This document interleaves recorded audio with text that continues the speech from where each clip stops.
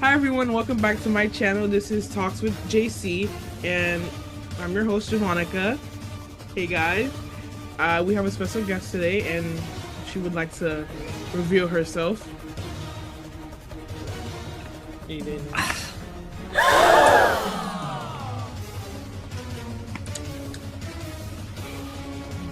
Girl, what is this? A podcast? I thought I told you to get cute. Are you saying I'm not cute right now? You pulled up to my podcast with a towel on your head. I'm in my most like natural state. This is when I look my best. Right. So today, guys, we have a Yeah. very special topic. It's actually gonna be what we're posting this on. We're talking about YouTube today. Woo! YouTube! Right. That's enough.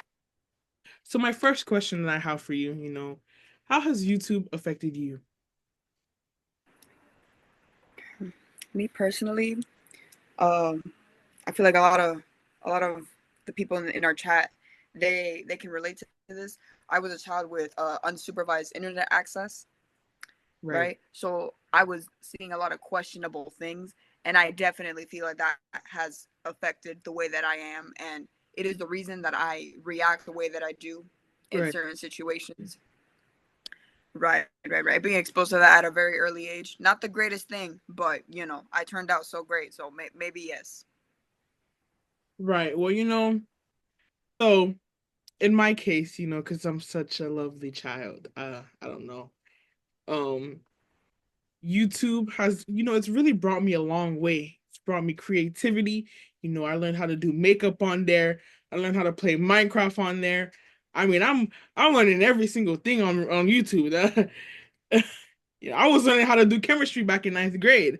That's how serious it got. YouTube will never fail me. Do you feel that YouTube still has the same effect that it had before? Like, are you feeling the same type of way when you go on YouTube and you watch it now as the same way that you felt before? Like, how are we feeling about that?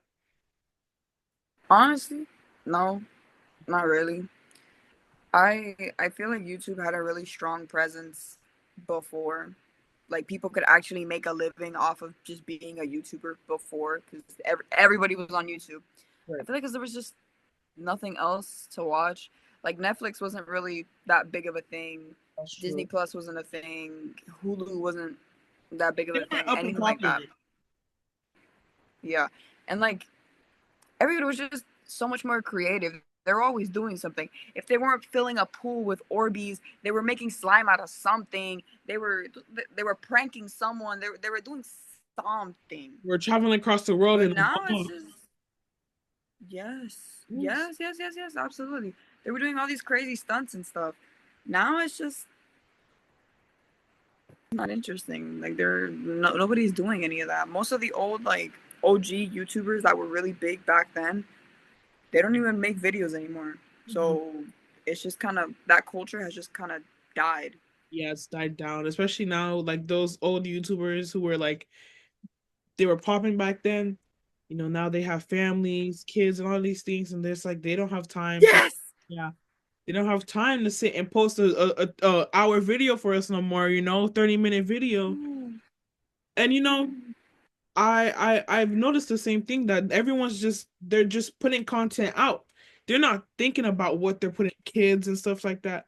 And I think that's also another thing. Everybody grew up. And so now the people That's true. everyone who was watching YouTube when it first came out, like we're all older now. We don't watch the same things anymore. So now people are trying to find things to like grab the audience. And it's just like you're grabbing them, but you're not keeping them? Yeah.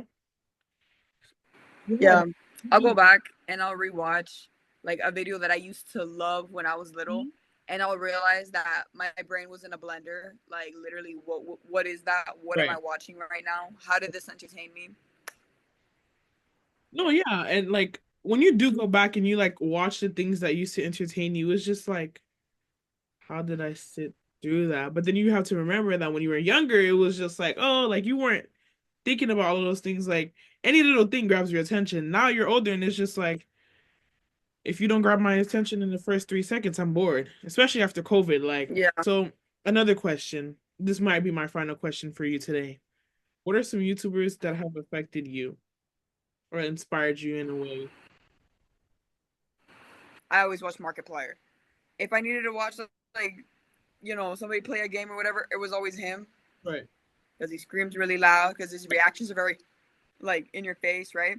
And if it wasn't him, I watched this one dude. Yeah, Nobody knows about him. right, Like he's super right. tiny. His name was Jay. His account name was like Jay from the Cub Scouts. Mm, Me personally, I feel like being exposed to the way that he was at such a young age made me violent today. right. Right? See, one of my favorite, I still watch him to this day. It was Corey X Kenshin. I mean, Jaffa. That right? Where's my samurai? My samurai at? No? Right, right. No. Okay. Oh, okay. Watching him in third grade, like that was my goal. And I mean, he was still in college when I started watching him. And I mean, honestly, I used to watch him just because he was playing like horror games, and then he also played Yandere Simulator, and I just found it so fun to like watch him play because he was just so like